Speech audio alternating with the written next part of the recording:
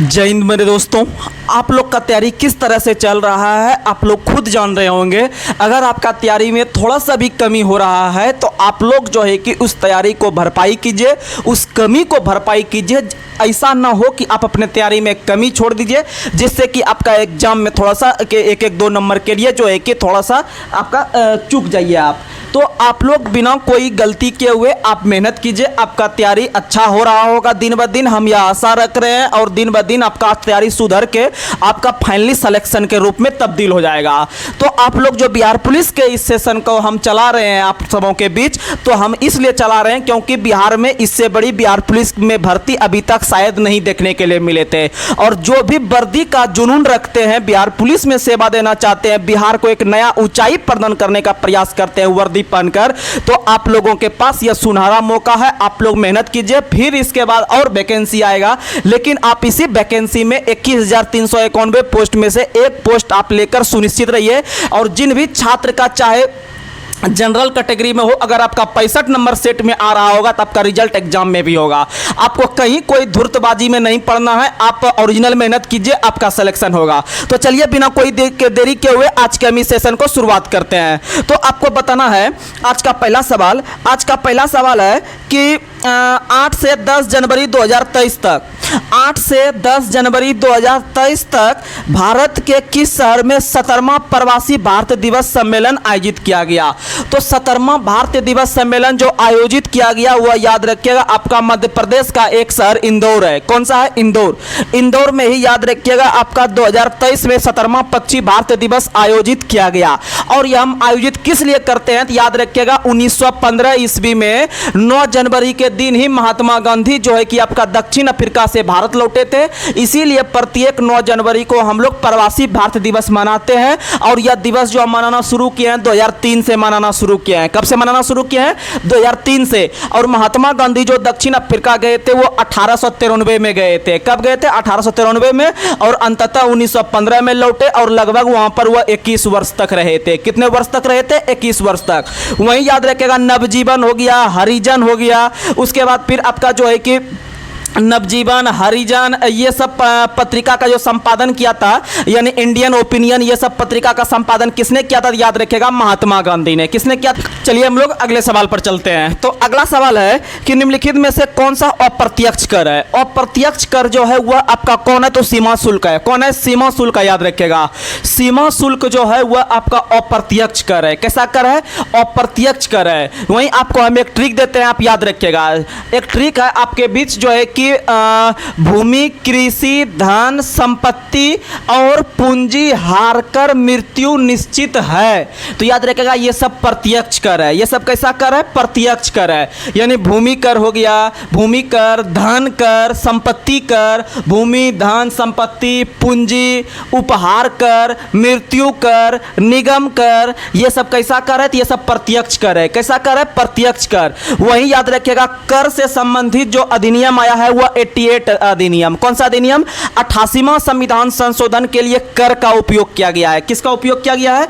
कर संबंधी जो अधिनियम है वह 88 अधिनियम है। वहीं याद रखिएगा कि भारत के अंदर अगर बात करते हैं जीएसटी एक किस प्रकार का कर है, तो जीएसटी एक प्रकार का आपका जो है कि गतिशील अप्रत्यक्ष कर है। जीएसटी एक प्रकार का गतिशील अप्रत्यक्ष कर है। और याद रखिएगा जीएसटी लागू करने वाला भारत 161वां देश बना है।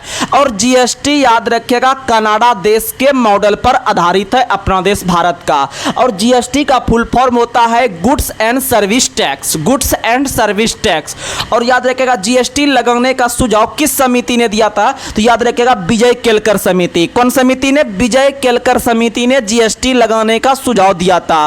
वहीं अगर बात करते हैं जीएसटी का जो प्रारूप तैयार करने वाला समिति कौन था? असीम दास गुप्ता समिति। असीम दास गुप्ता समिति ने जीएसटी का प्रारूप तैयार किया था। लेकिन जीएसटी लगाने का सुझाव विजय केलकर समिति ने दिया था। आप लोग याद रख लीजिएगा। वहीं बात करते हैं भारत के अंदर में जीएसटी अंतिम रूप से कब लागू हुआ? तो जीएसटी अंतिम रूप से जो लागू हुआ वह 1 जुलाई 2017 से 1 जुलाई 2017 से, और जीएसटी जो पारित हुआ है वो 2016 में ही पारित हुआ था। कब पारित हुआ था? 2016 में। और जीएसटी के पंजीकरण में कुल 15 अंक होते हैं। कुल कितने अंक होते हैं? 15 अंक होते हैं, याद रखिएगा।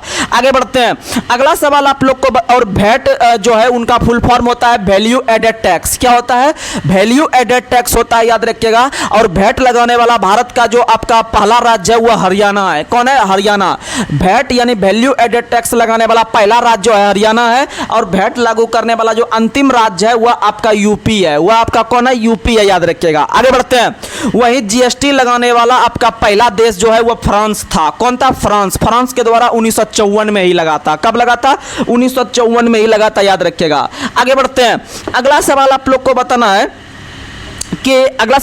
है कि 8 मूल उद्योगों के सूचकांक में निम्नलिखित में से किसको सर्वाधिक महत्व दिया गया है? तो 8 जो मूल उद्योग माना गया है भारत के अंदर में, उसमें जो सबसे महत्वपूर्ण उद्योग माना गया है वह विद्युत उत्पादन उद्योग को। किसको माना गया है? विद्युत उत्पादन उद्योग को, याद रखिएगा। और विद्युत उत्पादन में जो जल विद्युत होता है वह जल विद्युत से मतलब जल के द्वारा जो विद्युत का उत्पादन होता है उसे जल विद्युत ऊर्जा कहते हैं। और याद रखिएगा, जल विद्युत ऊर्जा को हम लोग क्या कहते हैं? तो याद रखिएगा, जल विद्युत ऊर्जा से किसी प्रकार का नुकसान नहीं होता है, आपके वायुमंडल में पर्यावरण खराब नहीं होता है। तो याद रखिएगा, इसे जो हम लोग कहते हैं जो है कि आपका कौन सा परियोजना कहते हैं? तो याद रखिएगा, आपका जो है कि मतलब कि इको मतलब कि जो पर्यावरण के अनुकूल ये काम करता है, याद रखिएगा, जल विद्युत हो गया। ये क्या हो गया? जल विद्युत किसी प्रकार का प्रदूषण फैलाने का काम नहीं करता है। आगे बढ़ते हैं, अगला सवाल आप लोग को बताना है कि किस उद्योग को, याद रखिएगा, विकास उद्योग के नाम से जानते हैं? तो याद रखिएगा, मोटर गाड़ी उद्योग को। मोटर गाड़ी उद्योग को विकास उद्योग के नाम से जानते हैं, याद रखिएगा। वहीं बात करते हैं, भारत में सबसे बड़ा उद्योग कौन सा है? कृषि उद्योग है। कौन सा उद्योग है? कृषि उद्योग है। अगर आपसे सवाल पूछेगा कि भारत में सबसे अधिक जो आपको इनकम की प्राप्ति होती है या राजस्व की प्राप्ति होती है किस प्रकार के सेक्टर से? तो तृतीयक सेक्टर यानी सेवा क्षेत्र से। किससे होती है? सेवा क्षेत्र से होती है। और सेवा क्षेत्र जो हो गया वह तृतीयक क्षेत्र हो गया, क्योंकि इसमें विभिन्न प्रकार के सेवा करने वाले तत्व होते हैं, जैसे बैंकिंग हो गया, एरोप्लेन हो गया, आपका दुकान हो गया, या फिर आपका हवाई अड्डा हो गया, या फिर आपका रेलगाड़ी हो गया। तो ये सब क्या हो गया? आपका तृतीयक सेक्टर का। ये हो गया आपका जो है कि तीसरा सेक्टर यानी सेवा क्षेत्र। वहीं दूसरा क्षेत्र जो होता है उसको हम लोग विनिर्माण उद्योग के नाम से जानते हैं, या विनिर्माण क्षेत्र के नाम से जानते हैं, क्योंकि उसमें विभिन्न प्रकार का कंपनी स्थापित किया जाता है। और प्राथमिक क्षेत्र के अंतर्गत कृषि हो गया, पशुपालन हो गया, मछली पालन हो गया, ये सब हो गया, मधुमक्खी पालन, ये सब हो गया पहला क्षेत्र में। किसमें हो गया? पहला क्षेत्र में। आगे बढ़ते हैं, और अर्थशास्त्र का जनक किसको कहते हैं? एडम स्मिथ को कहते हैं। और एडम स्मिथ ने जो एक पुस्तक का रचना किया था जिनका नाम है द वेल्थ ऑफ नेशंस। क्या नाम है? The wealth of Nations. The wealth of Nations पुस्तक का रचना जो किया है वह एडम स्मिथ ने किया है, याद रखिएगा। और एडम स्मिथ जो थे, याद रखिएगा, उनका जन्म 1723 में हुआ था। कब हुआ था? 1723 में उनका जन्म हुआ था, स्कॉटलैंड में, याद रखिएगा। और उनके द्वारा 1776 में द वेल्थ ऑफ नेशंस पुस्तक प्रकाशित हुआ था, जिसमें कि धन का व्याख्या किया गया था। किसका व्याख्या? धन का व्याख्या किया गया था। आगे बढ़ते हैं, अगला सवाल बताना है, माउंटबेटन योजना का सबसे मुख्य लक्ष्य क्या था? तो माउंटबेटन योजना का सबसे मुख्य लक्ष्य था भारत विभाजन की मांग को स्वीकार करना। भारत विभाजन जो हुआ है वह माउंटबेटन प्लान के तहत हुआ है। और माउंटबेटन प्लान जो प्रकाशित हुआ है वह 3 जून 1947 को 3 जून 1947 को माउंटबेटन प्लान प्रकाशित हुआ, याद रखिएगा। और माउंटबेटन प्लान का सबसे मुख्य आपका लक्ष्य था वह भारत का विभाजन करना, भारत का विभाजन करना, याद रखिएगा। और माउंटबेटन प्लान के अंतर्गत ही बाल्कन प्लान हो गया, आपका डिकी बर्ड प्लान हो गया, इस्मा प्लान हो गया, ये सब प्लान का संबंध भारत के विभाजन से ही है, भारत के विभाजन से ही है। वहीं भारत के अंतिम गवर्नर जनरल कौन बने हैं? तो लॉर्ड माउंटबेटन बने हैं। भारत के अंतिम गवर्नर जनरल कौन बने हैं? लॉर्ड माउंटबेटन बने हैं, याद रखिएगा। वहीं स्वतंत्र भारत के प्रथम एवं भारतीय गवर्नर जनरल कौन बने हैं? तो याद रखिएगा, आपके चक्रवर्ती राजगोपालाचारी बने हैं। कौन बने हैं? चक्रवर्ती राजगोपालाचारी बने हैं, आप लोग याद रखिएगा। आगे बढ़ते हैं, अगला सवाल आप लोग को बताना है कि किस आंदोलन को लोकप्रिय बनाने हेतु बच्चों ने वानर सेना और लड़कियों ने मंजरी सेना का गठन किया था? तो याद रखिएगा, सविनय अवज्ञा आंदोलन। किस आंदोलन? सविनय अवज्ञा आंदोलन। सविनय अवज्ञा आंदोलन का शुरुआत 1930 में हुआ है। कब हुआ है? 1930 में हुआ है सविनय अवज्ञा आंदोलन। वहीं याद रखिएगा, गांधी इरविन समझौता कब हुआ है? 1931 में। गांधी इरविन समझौता कब हुआ है? 1931 में। वहीं अगर बात करते हैं हम लोग कि सांप्रदायिक निर्वाचक प्रणाली का घोषणा कब हुआ है? तो सांप्रदायिक पंचायत, हाँ, सांप्रदायिक पंचायत का घोषणा ब्रिटेन के प्रधानमंत्री मैकडोनाल्ड के द्वारा किया गया है 1932 में। कब किया गया है? 1932 में, याद रखिएगा। 1932 में आप लोग को बता दे कि महात्मा गांधी और अंबेडकर के बीच जो है कि आपका पूना समझौता हुआ है। कौन सा समझौता? पूना समझौता। पूना समझौता गांधी और अंबेडकर के बीच पूना के यरवदा जेल में हुआ है। पूना के यरवदा जेल में किस लिए हुआ था? कि छोटे छोटे कास्ट को जो है कि आपको आरक्षण दिलाने के लिए। समझ में आ गया? वहीं दांडी यात्रा का शुरुआत भी 1930 में हुआ है, और दांडी यात्रा जो था जिसमें कि नमक कानून को तोड़ा गया, तो याद रखिएगा कि दांडी यात्रा एक ऐसा यात्रा था जो कि आपका सिर्फ पुरुष तक सीमित था। किसके तक सीमित था? सिर्फ पुरुषों तक ही सीमित था, याद रखिएगा। वहीं अगर हम बात करते हैं आपका महात्मा गांधी के अंदर में जो उसके मुख्य जो सचिव के रूप में काम कर रहे थे, वो कौन कर रहे थे? यदि याद रखिएगा, मैडम भिखाजी कामा। मैडम भिखाजी कामा याद रखिएगा, आपके महात्मा गांधी के सचिव के रूप में काम कर रहे थे, याद रखिएगा। और महादेव देसाई भी उनके अंदर में ही काम कर रहे थे। आगे बढ़ते हैं। अगला सवाल अगर पूछेगा आपसे, असहयोग आंदोलन का शुरुआत कब हुआ है? तो असहयोग आंदोलन का शुरुआत 1 अगस्त 1920 को हुआ है, और खिलाफत आंदोलन का शुरुआत 1919 से हुआ है। वहीं 1922 में याद रखिएगा कि आपका चौरी चौरा हत्याकांड हुआ है। क्या हुआ है? चौरी चौरा हत्याकांड हुआ है, याद रखिएगा। 5 फरवरी 1922 को हुआ है चौरी चौरा हत्याकांड, आपका उत्तर प्रदेश के गोरखपुर के पास। वहीं 1923 में याद रखिएगा 1 जनवरी के दिन जो है कि आपका चितरंजन दास और जो है कि किसके द्वारा? तो चितरंजन दास और एक कौन थे? तो याद रखिएगा चितरंजन दास और मोतीलाल नेहरू के द्वारा 1 जनवरी 1923 को स्वराज पार्टी का स्थापना इलाहाबाद में किया गया। और भारत के अंदर में स्वराज पार्टी ही पहली ऐसी पार्टी बनी जिन्होंने अंग्रेज से भारत के लिए संविधान सभा का मांग किया। संविधान सभा का जो मांग किया वो 1924 में मांग किया था। वहीं 1925 में याद रखेगा काकोरी ट्रेन एक्शन जो हुआ था वह 9 अगस्त 1925 को। वहीं 1926 में याद रखिएगा अखिल भारतीय महिला संघ का स्थापना। 1926 में अखिल भारतीय महिला संघ का स्थापना। और 1926 में ही पहली बार भारत में महिलाओं ने वोट दिया। पहली बार महिलाओं को वोट जो दिया गया महिलाओं को वो 1926 में दिया गया 1919 अधिनियम के तहत। 1919 अधिनियम के तहत। वहीं याद रखिएगा भारत में संघ लोक सेवा आयोग का स्थापना भी 1926 में हुआ है 1919 अधिनियम के तहत। 1919 अधिनियम के तहत याद रखिएगा ली आयोग के सिफारिश पर। किस आयोग के सिफारिश पर? ली आयोग के सिफारिश पर। और ली आयोग का जो गठन हुआ था वह 1923 में हुआ है। कब हुआ है? 1923 में हुआ, याद रखिएगा ली आयोग का गठन। आगे बढ़ते हैं।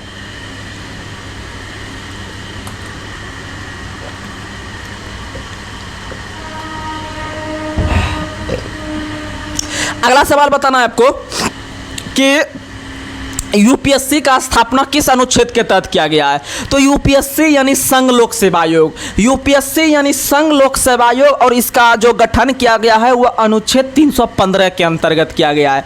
अनुच्छेद 315 से लेकर अनुच्छेद 323 तक संघ लोक सेवा आयोग के वर्णन किया गया है। वहीं अनुच्छेद 315 में ही राज्य लोक सेवा आयोग का भी गठन किया गया है, याद रखिएगा।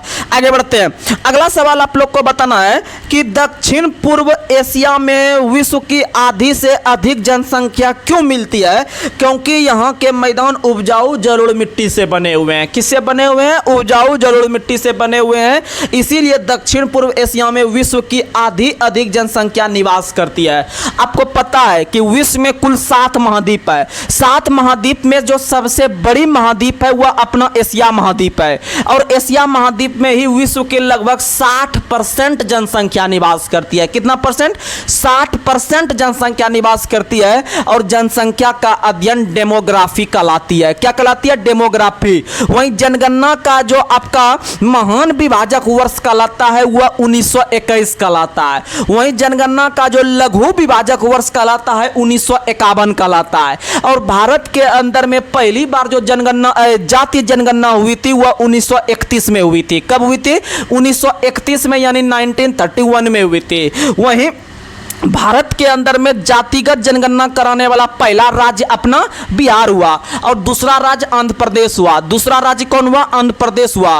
वहीं अगर बात करते हैं हम लोग जनसंख्या दिवस कब मनाते हैं प्रत्येक वर्ष, तो याद रखिएगा 11 जुलाई को। कब मनाते हैं? 11 जुलाई को जनसंख्या दिवस मनाते हैं। 11 मई को विश्व टेक्नोलॉजी डे मनाते हैं या फिर आपका नेशनल टेक्नोलॉजी डे यानी राष्ट्र तकनीकी दिवस मनाते हैं। वहीं 11 अक्टूबर को हम लोग जो है कि अंतर्राष्ट्रीय बालिका दिवस मनाते हैं। 11 अक्टूबर को अंतर्राष्ट्रीय बालिका दिवस और 24 जनवरी को राष्ट्रीय बालिका दिवस। 24 जनवरी को उत्तर प्रदेश दिवस, राष्ट्रीय बालिका दिवस, वहीं उसमें एक और याद रखिएगा अंतर्राष्ट्रीय शिक्षा दिवस। अंतर्राष्ट्रीय शिक्षा दिवस ये तीनों 24 जनवरी को। याद रखिएगा 24 जनवरी 1950 को उत्तर प्रदेश का स्थापना हुआ था, इसीलिए 24 जनवरी को उत्तर प्रदेश दिवस मनाते हैं। आगे बढ़ते हैं। अगला सवाल बताना है आपको कि ज्वार यौवन का सर्वप्रमुख वृक्ष कौन सा है? तो ज्वार यौवन का जो सर्वप्रमुख वृक्ष है वह सुंदरी वृक्ष है। कौन सा वृक्ष है? सुंदरी। आपको पता होगा सुंदरवन का जो डेल्टा है वह आपका पश्चिम बंगाल के अंतर्गत गंगा ब्रह्मपुत्र के डेल्टा के आसपास का क्षेत्र है, जो कि एक ज्वार यौवन का उदाहरण है। और सुंदरवन का जो डेल्टा है वह भारत के अंदर में सबसे बड़ा रामसर साइट का क्षेत्र है। भारत के अंदर में वर्तमान में कुल 82 रामसर साइट है, 82 रामसर साइट है। 82 रामसर साइट में से हाल ही में 2 गो बिहार में बड़ा है। टोटल अब बिहार में 3 हो गया। कितना हो गया? 3। पहले से एगो बहुत दिन से चलते आ रहा था, 2 गो नया जुट गया। तो पहले जो चलते आ रहा था वो बेगूसराय में कमरताल झील था, जो कि आपका एक गोखुर झील का उदाहरण है। लेकिन हाल ही में बिहार के जमुई जिला में नागी और नकटी पक्षी अभ्यारण्य को हाल ही में आपका रामसर साइट का दर्जा दिया गया। इसीलिए याद रखिएगा वर्तमान में बिहार में 3 है, पूरे भारत में 82 है और सबसे अधिक जो है वह उत्तर प्रदेश में है, सॉरी तमिलनाडु में है। कहाँ में है? तमिलनाडु में है 16 गो और दूसरा स्थान पे सबसे अधिक उत्तर प्रदेश में है। और सबसे बड़ा रामसर साइट पूछेगा तो मारिएगा सुंदरवन। और सबसे पहला रामसर साइट पूछेगा भारत का कौन सा है? तो चिल्का झील उड़ीसा का है। और सबसे छोटा रामसर साइट पूछेगा तो आप लोग मार दीजिएगा हिमाचल प्रदेश में रेणुका झील। हिमाचल प्रदेश में रेणुका झील। आगे बढ़ते हैं। अगला सवाल आप लोग को बताना है कि रेगुड़ मिट्टी का काला रंग किसके कारण होता है? तो रेगुड़ काली कपासी या रेगुड़ मिट्टी। काली कपासी या रेगुड़ मिट्टी का विस्तार सबसे अधिक पश्चिमी भारत में महाराष्ट्र गुजरात के इलाके में देखने के लिए मिलता है, जो कि कपास की पैदावार के लिए प्रसिद्ध है। तो याद रखिएगा उनका जो काला रंग होता है वह बेसाल्ट चट्टान के कारण, किसके कारण होता है? बेसाल्ट चट्टान के टूटने फूटने से काली मिट्टी का निर्माण हुआ है, याद रखिएगा। और काली मिट्टी में सबसे अधिक फसल कौन सी होती है? तो काली मिट्टी में सबसे अधिक फसल जो होती है वह आपका कपास होती है। और कपास को हम लोग क्या कहते हैं? तो कपास को हम लोग सफेद सोना कहते हैं। और गोल्डन रेशा के नाम से जूट को जानते हैं, गोल्डन रेशा के नाम से जूट को। और हरा सोना के नाम से चाय को, हरा सोना के नाम से चाय को। आगे बढ़ते हैं। हॉकी की गेंद का रंग कैसा होता है? तो हॉकी के जो गेंद होता है वह सफेद होता है। क्या होता है? सफेद होता है, याद रखिएगा। और हॉकी में खिलाड़ी की संख्या 11 होती है। कितनी होती है? 11 होती है, याद रखिएगा। आगे बढ़ते हैं। अगला सवाल बताना है स्वर्ण कमल पुरस्कार किस क्षेत्र में दिया जाता है? तो स्वर्ण कमल पुरस्कार जो है वह फिल्म के क्षेत्र में। किस क्षेत्र में? फिल्म के क्षेत्र में। दादा साहेब फाल्के पुरस्कार भी फिल्म के क्षेत्र में। दादा साहेब फाल्के पुरस्कार भी फिल्म के क्षेत्र में। ऑस्कर पुरस्कार भी फिल्म के क्षेत्र में। ऑस्कर पुरस्कार भी फिल्म के क्षेत्र में। अगर हम बात करते हैं 10-20 आपको पुरस्कार बता देते हैं जो किस किस क्षेत्र में और स्थापना कब हुआ है, तो आप लोग याद रखिएगा। अगर बात करते हैं आपका 1901 में, तो 1901 में किस पुरस्कार का शुरुआत हुआ है? तो 1901 में नोबेल पुरस्कार का शुरुआत हुआ है। और नोबेल पुरस्कार का शुरुआत जब 1901 में हुआ था तो कुल 5 क्षेत्र में दिया जाता था। और याद रखिएगा यह अभी वर्तमान में कुल 6 क्षेत्र में दिया जाता है। और छठा क्षेत्र जो 1968 से बना है वह अर्थशास्त्र बना है। कौन बना है? अर्थशास्त्र बना है। इसीलिए वर्तमान में जो आपका नोबेल पुरस्कार दिया जाता है वह कितने क्षेत्र में? तो याद रखिएगा 6 क्षेत्र में। कितने क्षेत्र में? 6। और नोबेल पुरस्कार का शुरुआत 1901 में जो है कि आपका स्वीडन की राजधानी स्टॉकहोम से शुरू हुआ। स्टॉकहोम से शुरू हुआ, याद रखिएगा। और यह जो शुरू हुआ है किसके नाम पे? अल्फ्रेड नोबेल के नाम पे, क्योंकि अल्फ्रेड नोबेल ने डायनामाइट का खोज 1867 में किया था। कब किया था? 1867 में। वहीं बात करते हैं आपका जो है कि 1917 में। तो 1917 में याद रखिएगा आपका कौन सा पुरस्कार? तो पत्रकारिता के क्षेत्र में पुलित्जर पुरस्कार का शुरुआत भारत में हुआ है। पुलित्जर पुरस्कार का शुरुआत भारत में याद रखिएगा 1917 से हुआ है। बहुत अच्छा सवाल है। पत्रकारिता के क्षेत्र में प से पत्रकारिता, प से पुलित्जर, प से पुलित्जर, प से पत्रकारिता 1917 में। वहीं बात करते हैं आपका 1929 से ऑस्कर पुरस्कार, 1929 से ऑस्कर पुरस्कार फिल्म के क्षेत्र में। वहीं अगर हम बात करते हैं आपका जो है कि आगे चल के 1957 से, तो 1957 से आपका ग्रैमी पुरस्कार का शुरुआत हुआ है और पहली बार 1958 में ग्रैमी पुरस्कार दिया गया। और ग्रैमी पुरस्कार पाने वाले पहले भारत जो बने हैं वो रविशंकर बने हैं। कौन बने हैं? रविशंकर। संगीत के क्षेत्र में जो है कि दिया जाता है, याद रखिएगा। वहीं पंडित रविशंकर का संबंध सितार से है। किससे है? सितार से है, याद रखिएगा। वहीं अगर बात करते हैं हम लोग जो है कि आपका 1952 में, तो 1952 में याद रखिएगा कलिंग, 1952 में याद रखिएगा कलिंग पुरस्कार का शुरुआत। कौन पुरस्कार?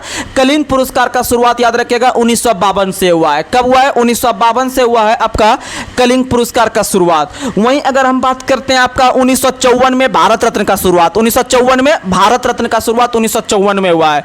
वहीं अगर हम बात करते हैं आपका कि जितने भी आपका साहित्य अकादमी पुरस्कार, तो साहित्य अकादमी पुरस्कार का शुरुआत भी 1954 से हुआ है। लेकिन संगीत नाटक अकादमी का स्थापना 1953 में हुआ है। संगीत नाटक अकादमी 1953 में, और साहित्य अकादमी और ललित कला अकादमी दोनों का स्थापना कब हुआ है? 1954 में हुआ है। वहीं बात करते हैं मिस वर्ल्ड, तो मिस वर्ल्ड का शुरुआत 1951 से हुआ है और मिस यूनिवर्स का शुरुआत 1952 से, मिस यूनिवर्स 1952 से। वहीं सभी प्रकार के जो पद्म पुरस्कार है उसका शुरुआत 1954 से हुआ है। कब हुआ? 1954 से। वहीं अगर हम बात करते हैं आपका जो है कि 1961 में, तो 1961 में आप लोग याद रख लीजिएगा कि 1961 में जो है कि ज्ञानपीठ पुरस्कार का स्थापना हुआ है। ज्ञानपीठ पुरस्कार का स्थापना शांति प्रसाद जैन के द्वारा साहित्य के क्षेत्र में हुआ है। लेकिन पहली बार ज्ञानपीठ पुरस्कार 1965 में दिया गया श्री शंकर कुरूप को, जो कि आपका मलयालम भाषा से संबंध रखते थे। आडाकुजाई नाम का उनका पुस्तक था, याद रखिएगा। वहीं अगर बात करते हैं हम लोग कि ज्ञानपीठ पुरस्कार जो दिया गया पहली बार अंग्रेजी भाषा में कब दिया गया, तो 2018 में दिया गया। ज्ञानपीठ पुरस्कार 2018 में दिया गया अंग्रेजी भाषा में। और पाने वाले पहले व्यक्ति जो बने थे वो कौन बने थे? अमिताभ घोष बने थे, याद रखिएगा। आगे बढ़ते हैं। अगर अगला सवाल पूछेगा 1973 में किस पुरस्कार का शुरुआत हुआ है, तो 1973 में याद रखिएगा बोरलोक पुरस्कार। और बोरलोक पुरस्कार कृषि के क्षेत्र में, किस क्षेत्र में? कृषि क्षेत्र में। वहीं याद रखिएगा 1969 को याद रखिएगा आपका जो है कि कौन सा पुरस्कार, तो 1969 में दादा साहेब फाल्के पुरस्कार, दादा साहेब फाल्के पुरस्कार और मान बुकर पुरस्कार का शुरुआत दोनों का 1969 में हुआ है। वहीं याद रखिएगा 1985 में याद रखिएगा द्रोणाचार्य पुरस्कार, 1985 में द्रोणाचार्य पुरस्कार खेल प्रशिक्षक को दिया जाता है, याद रखिएगा। वहीं अगर हम बात करते हैं आपका जो है कि आपका क्या कहते हैं 1991 में, तो 1991 में आपका बिहारी पुरस्कार का शुरुआत, सरस्वती पुरस्कार का शुरुआत। वहीं 1991 से 92 में जो है कि आपका दादा क्या कहते हैं उसको मेजर ध्यानचंद पुरस्कार, जिनका पहले नाम राजीव गांधी खेल रत्न पुरस्कार हुआ करता था, जो कि खेल के क्षेत्र में दिया जाता है। वहीं आप ये सब याद रखिएगा। और 1999 में लॉरियस पुरस्कार का शुरुआत, लॉरियस पुरस्कार खेल के क्षेत्र में पूरे विश्व में सबसे बड़ा पुरस्कार है, याद रखिएगा लॉरियस पुरस्कार। आगे बढ़ते हैं। अगला सवाल आप लोग को बताना है बाउल किस राज्य का लोक नृत्य है, तो बाउल जो है वह पश्चिम बंगाल का है। बाउल कहां का है? पश्चिम बंगाल का। लाठी भी कहां है? पश्चिम बंगाल का। लाठी भी कहां का है? पश्चिम बंगाल का, याद रखिएगा। आगे बढ़ते हैं।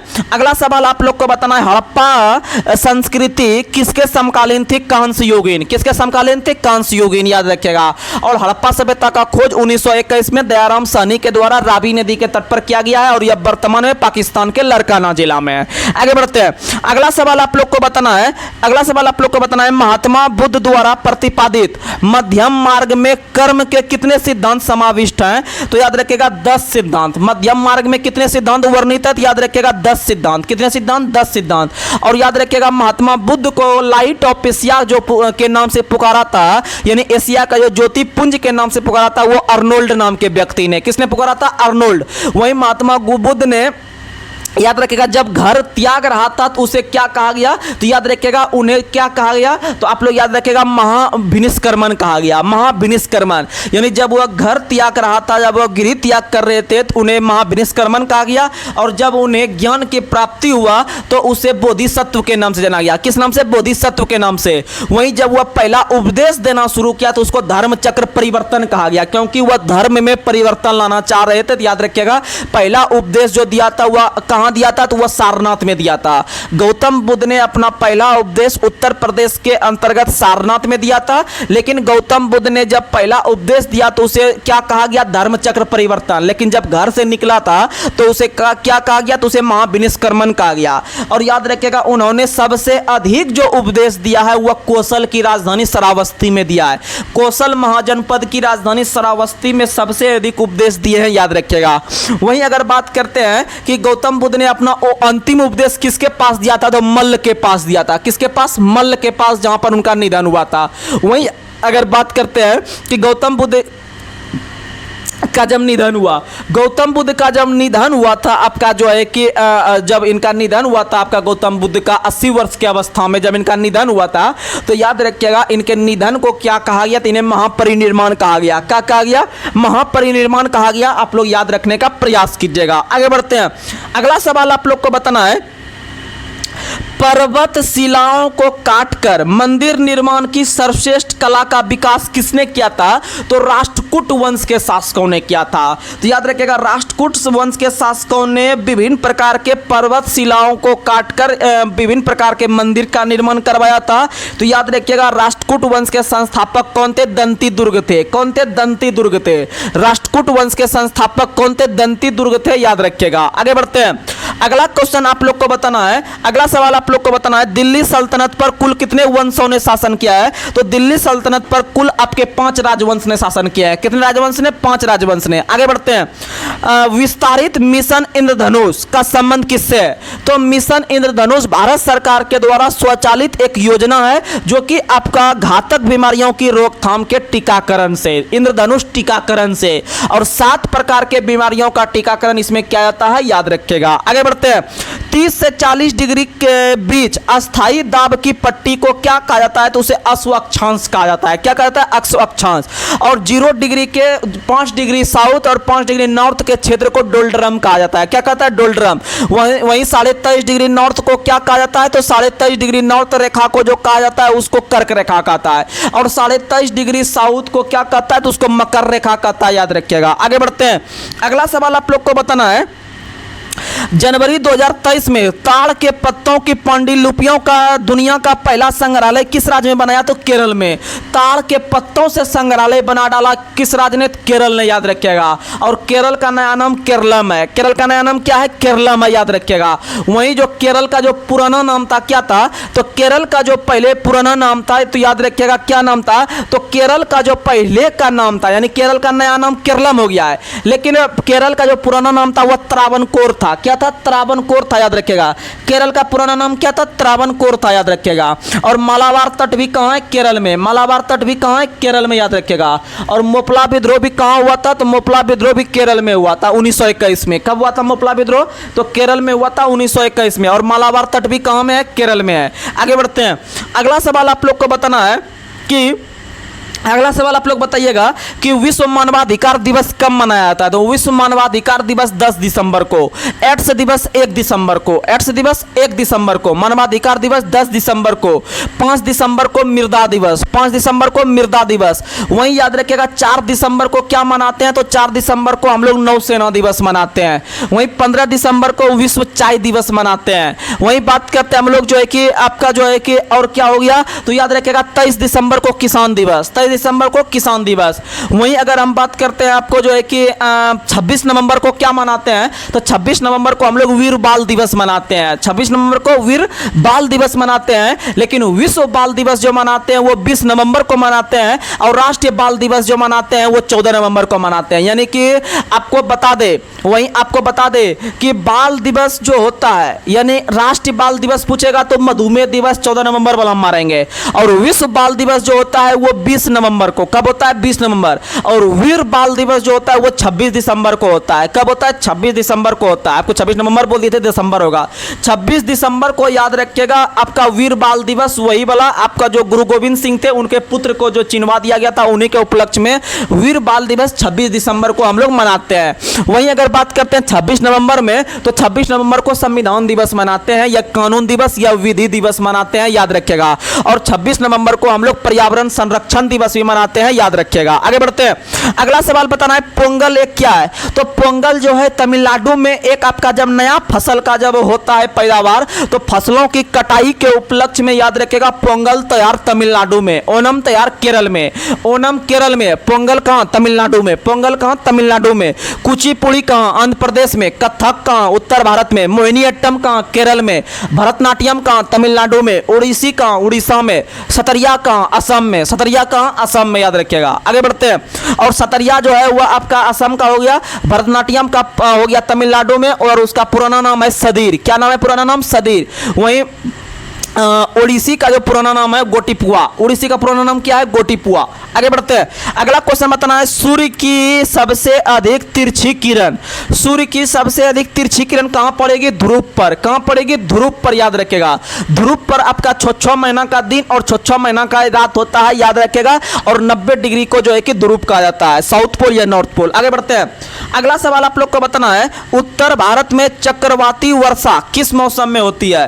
तो उत्तर भारत में जो चक्रवाती वर्षा होती है वह जाड़े के मौसम में होती है। और भारत में जाड़े के मौसम में सबसे अधिक वर्षा जो होती है तमिलनाडु में होती है। कहां होती है? तमिलनाडु में होती है। लौटती हुई मानसून से होती है या फिर उत्तर पूर्वी मानसून से होती है, याद रखिएगा। और भारत में जो सबसे अधिक वर्षा होती है वह दक्षिणी पश्चिमी मानसून से होती है। लगभग पूरे भारत में 100% अगर बारिश होती है तो 100% में 73 से 74% याद रखिएगा दक्षिणी पश्चिमी मानसून से होती है। और मानसून का प्रवेश भारत में सबसे पहले किस राज्य में होता है? तो केरल में होता है। अगर केरल ऑप्शन नहीं है तो आप अंडमान अगर रहेगा तो सबसे पहले आपको अंडमान मारना पड़ेगा। अगर सवाल रहे कि भारत में सबसे पहले जो आपका मानसून का प्रवेश होता है वह किस राज्य या केंद्र शासित प्रदेश में, अगर ऑप्शन में अंडमान है तो आप पहले अंडमान मारिएगा। अंडमान नहीं रहेगा तो फिर केरल मारिएगा। समझ में आ गया? क्योंकि अंडमान जो है वह पूर्वी घाट में है, बंगाल के खाड़ी में है अंडमान की खाड़ी, अंडमान निकोबार।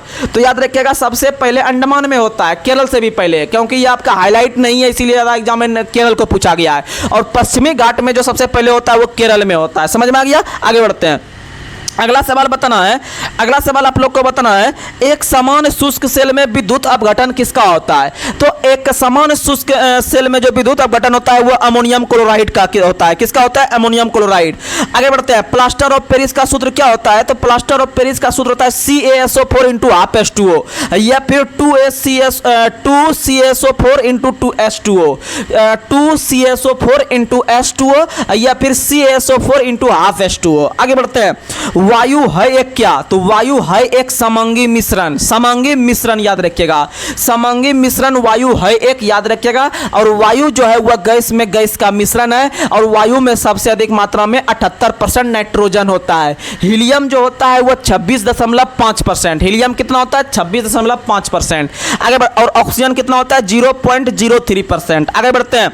अगला सवाल आप लोग को बताना है मधुमक्खी कॉलोनी के सदस्य एक दूसरे को किस प्रकार पहचानते हैं? तो अपने गंध से। किसे पहचानते हैं? गंध से।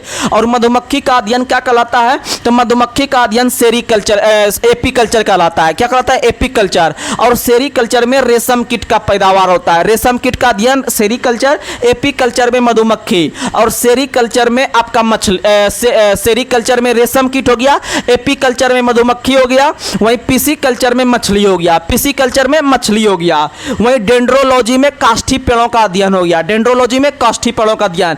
वहीं पक्षियों का अध्ययन क्या कहलाता है? तो ऑर्निथोलॉजी। पक्षियों का अध्ययन ऑर्निथोलॉजी। पक्षियों का अध्ययन ऑर्निथोलॉजी। पक्षियों का अध्ययन क्या होता है? ऑर्निथोलॉजी होता है। वहीं अगर हम बात करते हैं फूलों का अध्ययन एंथोलॉजी। फूलों का अध्ययन एंथोलॉजी। फलों का अध्ययन पोमोलॉजी। फलों का अध्ययन पोमोलॉजी। वहीं अगर बात करते हैं सब्जियों का उत्पादन ओलेरिकल्चर। सब्जियों का उत्पादन ओलेरिकल्चर। घास का अध्ययन एग्रेस्टोलॉजी। घास का अध्ययन एग्रेस्टोलॉजी। घास का अध्ययन एग्रेस्टोलॉजी। घास का अध्ययन एग्रेस्टोलॉजी। आगे बढ़ते हैं। अगला क्वेश्चन आप लोग को बताना है, जीवन चक्र की दृष्टि से पौधे का सबसे महत्वपूर्ण अंग क्या होता है? तो पुष्प होता है। क्या होता है? पुष्प होता है। जीवन चक्र की दृष्टि से पौधे का सबसे महत्वपूर्ण अंग होता है पुष्प। लेकिन खाना बनाने के दृष्टिकोण से पौधे का सबसे महत्वपूर्ण अंग होता है आपका पत्ती। क्या होता है? पत्ती, याद रखिएगा। आगे बढ़ते हैं। अगला क्वेश्चन बताना है, लैटिन शब्द मेंडेमस, लैटिन शब्द मेंडेमस का अर्थ क्या होता है? तो आपको पता है कि अनुच्छेद 32 के तहत सुप्रीम कोर्ट 5 प्रकार के रीट जारी करते हैं मौलिक अधिकार के हनन होने पे। तो उसी मौलिक अधिकार के हनन होने में 5 प्रकार के रीट में से एक रीट है आपका परमादेश, इसी को इंग्लिश में कहते हैं मेंडामस, जिसका शाब्दिक अर्थ होता है हम आदेश देते हैं। क्या देते हैं? हम आदेश देते हैं, याद रखिएगा। वहीं अनुच्छेद 32 को भारत संविधान की आत्मा डॉक्टर भीमराव अंबेडकर ने कहे हैं, और ऐसे अनुच्छेद 32 में आपका संवैधानिक उपचार का अध्ययन है। किसका अध्ययन है? संवैधानिक उपचार का जो है कि विचार है। आगे बढ़ते हैं। अगला सवाल आप लोग को बताना है, प्रकाश संश्लेषण के लिए अनिवार्य कच्ची सामग्री क्या क्या है? तो कार्बन डाइऑक्साइड है, क्लोरोफिल है, जल है, सूर्य का प्रकाश है। तो ये सब आप याद रखिएगा। आगे बढ़ते हैं। अगला क्वेश्चन बताना है, हमारे शरीर में कौन सा वसा पाचक एंजाइम के रूप में काम करता है? तो वसा पाचक एंजाइम के रूप में जो काम करता है वह लाइपेज काम करता है। कौन काम करता है? लाइपेज काम करता है वसा पचाने में। और वसा के हिट टूटने पर आपका सबसे अधिक मात्रा में शरीर में ऊर्जा की प्राप्ति होती है, याद रखिएगा। आगे बढ़ते हैं। अगला क्वेश्चन आप लोग को बताना है, प्रसिद्ध पुस्तक स्पिरिट ऑफ लॉ, प्रसिद्ध पुस्तक स्पिरिट ऑफ लॉ किस सिद्धांत पर आधारित है? तो आपको पता है जब वर्ल्ड हिस्ट्री हम लोग जाएंगे तो वहां पर एक पुस्तक देखने के लिए मिलेगा, द स्पिरिट ऑफ लॉ, यानी कानून की आत्मा, यानी कानून की आत्मा। पुस्तक के लेखक जो है वह मॉन्टेस्क्यू है। कानून की आत्मा या द स्पिरिट ऑफ लॉ पुस्तक के जो लेखक है वह आपके कौन है? मॉन्टेस्क्यू है। याद रखिएगा, यह पुस्तक शक्ति पृथक्करण के सिद्धांत पर आधारित है। शक्ति पृथक्करण के सिद्धांत पर आधारित है, याद रखिएगा। वहीं रूसो के द्वारा भी एक पुस्तक लिखा गया जिसका नाम है सोशल कॉन्ट्रैक्ट, यानी सामाजिक संविदा। सामाजिक संविदा पुस्तक के लेखक रूसो है।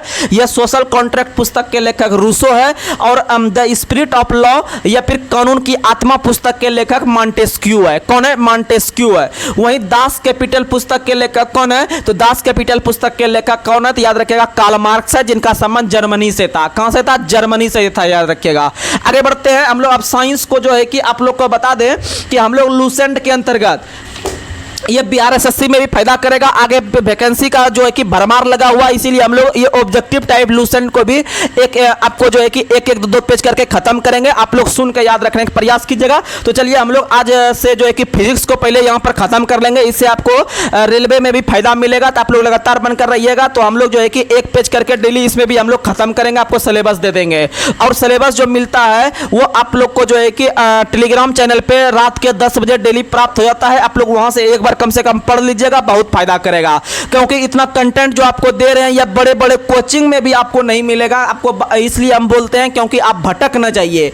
अगर आप मान लीजिए अपना समय गवा देते हैं और वैकेंसी का जब भरमार खत्म हो जाएगा तो आप पीछे पड़ जाएगा, तो फिर आपको 4-5 साल बैठना पड़ जाएगा। और इस तरह से जब हम लोग गरीब जो है कि परिवार से बिलोंग करते हैं तो समझिए फिर दिक्कत हो जाएगा 5 साल पढ़ने में। अब फिर आगे कंपटीशन क्या होगा नहीं होगा ये कोई नहीं देखा है। तो आप जल्दी से एक सरकारी जॉब ले लीजिए और अपना सीट सुनिश्चित कीजिए। तो चलिए एक पेज हम जल्दी से जो है कि फिजिक्स का कवर कर लेते हैं। कार्य का ऐसा मात्रक क्या होता है? जूल होता है। कार्य का ऐसा मात्रक क्या होता है? जूल होता है। और कार्य बराबर सूत्र होता है क्या? तो याद रखिएगा W बराबर FS, W बराबर FS यानी बल गुना विस्थापन, बल गुना विस्थापन। और कार्य का जो सीजीएस मात्रक होता है अर्ग होता है। कार्य का सीजीएस मात्रक अर्ग होता है और कार्य का एसआई मात्रक जूल होता है। आगे बढ़ते हैं। प्रकाश वर्ष किसका मात्रक है? तो प्रकाश वर्ष दूरी का मात्रक है। किसका मात्रक है? दूरी का मात्रक है प्रकाश वर्ष। और पारसेक भी किसका है? तो दूरी का है। पारसेक भी किसका है? दूरी का है। आगे बढ़ते हैं। बल का एसआई मात्रक क्या है? न्यूटन। बल का एसआई मात्रक क्या है? न्यूटन। और बल का सीजीएस मात्रक क्या है? डाइन। बल का सीजीएस मात्रक क्या है? डाइन। बल का सीजीएस मात्रक डाइन और बल का एसआई मात्रक न्यूटन, याद रखिएगा। आगे बढ़ते हैं। एक खगोल इकाई किसके किसके बीच की दूरी को दिखाता है? तो एक खगोल इकाई जो है वह सूर्य और पृथ्वी के बीच की दूरी को दिखाता है। आगे बढ़ते हैं। अगला सवाल बताना है। अगला सवाल, रेडियो एक्टिव पदार्थ की सक्रियता का एसआई मात्रक क्या है? तो रेडियो एक्टिव पदार्थ की सक्रियता का जो एसआई मात्रक है वह हेनरी है। क्या है? हेनरी है। और याद रखिएगा रेडियो एक्टिव पदार्थ के जो हम लोग मापते हैं जीएम काउंटर में। किस में मापते हैं? जीएम काउंटर से मापते हैं। आगे लेंस की क्षमता का मात्रक डायोप्टर। लेंस की क्षमता का मात्रक डायोप्टर। आगे उष्मा का एसआई मात्रक जूल। उष्मा का एसआई मात्रक जूल। आगे दाब का एसआई मात्रक पास्कल। दाब का एसआई मात्रक पास्कल। आगे बढ़ते हैं। ल्यूमन किसका मात्रक है? ज्योति फ्लक्स का। ज्योति फ्लक्स का मात्रक क्या है? ल्यूमन। न्यूटन। लेकिन चुंबकीय फ्लक्स का मात्रक क्या है? वेबर। चुंबकीय फ्लक्स का मात्रक क्या है? वेबर। लेकिन अगर पूछेगा ज्योति फ्लक्स का मात्रक क्या है, तो ल्यूमेन है। और प्रेरकत्व का मात्रक क्या है? हेनरी। ज्योति तीव्रता का मात्रक कैंडेला। ज्योति तीव्रता का मात्रक कैंडेला और प्रेरकत्व का मात्रक हेनरी। प्रेरकत्व का मात्रक हेनरी, याद रखिएगा। आगे बढ़ते हैं। भौतिक अगला सवाल बताना है कि कैंडेला किसका मात्रक है? ज्योति तीव्रता का। कैंडेला किसका मात्रक है? ज्योति तीव्रता का। आगे बढ़ते हैं। ऊर्जा का सही मात्रक क्या है? जूल। ऊर्जा का सही मात्रक क्या है? जूल। और किलोवाट घंटा भी किसका मात्रक है? तो ऊर्जा का। किलोवाट घंटा भी किसका मात्रक है? ऊर्जा का। और 1 किलोवाट घंटा का मान होता है आपका 3.6 गुना 10 पे पावर 6।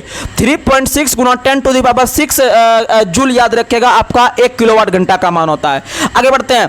चुंबक क्षेत्र की माप का एसआई मात्रक क्या है? तो चुंबक क्षेत्र की माप का जो एसआई मात्रक है वो टेस्ला है। क्या है? टेस्ला है। आगे बढ़ते हैं। हर्ट्ज किसका मात्रक है? आवृत्ति का। हर्ट्ज किसका मात्रक है? आवृत्ति का। तरंग दैर्घ्य का मात्रक क्या है? एंगस्ट्रॉम। तरंग दैर्घ्य का मात्रक क्या है? एंगस्ट्रॉम। आगे बढ़ते हैं।